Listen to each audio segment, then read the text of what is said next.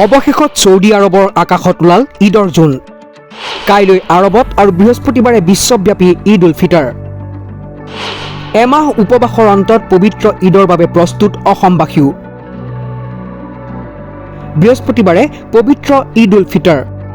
ইছলাম ধৰ্মাৱলম্বী লোকসকলে পালন কৰিব পবিত্ৰ ঈদ। ৰমজানৰ মাহব্যাপী কঠোৰ উপবাসৰ অন্তত বৃহস্পতিবাৰে ইছলাম ধৰ্মাৱলম্বী লোকসকলে পালন কৰিব ঈদ উল ফিতৰ।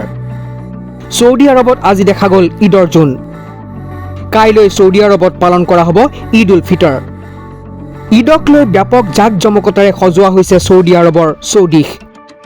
সমগ্ৰ বিশ্বতে ঈদৰ প্ৰস্তুতি অন্তিম পৰ্যায়ত। ইছলামিক কেলেণ্ডাৰত বছৰৰ নৱম মাহ ৰমজান, দশম মাহ শ্বাৱালৰ প্ৰথম দিনটোতে পালন কৰা হয় পবিত্ৰ ঈদ উল ফিতৰ। ছৌদি আৰবত 8 এপ্ৰিলৰ সন্ধিয়া জোন দেখা পোৱা নগ'ল। ফলত ঈদ উল ফিতৰ উদযাপন কৰা হ'ব কাইলৈ অৰ্থাৎ বুধবাৰে। ঈদৰ বাবে বজাৰত খাদ্য সামগ্ৰী ক্ৰয় কৰিবলৈ ভিৰ বাঢ়িছে গ্ৰাহকৰ। ইছলাম ধৰ্মী লোকৰ ঘৰে ঘৰে চলিছে ঈদৰ প্ৰস্তুতি। সাজু কৰা হৈছে ঈদগাহসমূহ।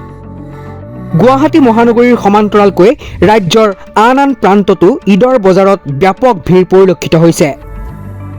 ৰঙালী বিহুৰ সন্ধিক্ষণত ঈদৰ উৎসাহে যেন অধিক প্ৰাণৱন্ত কৰি তুলিছে ৰাজ্যখনক। News desk, my news any.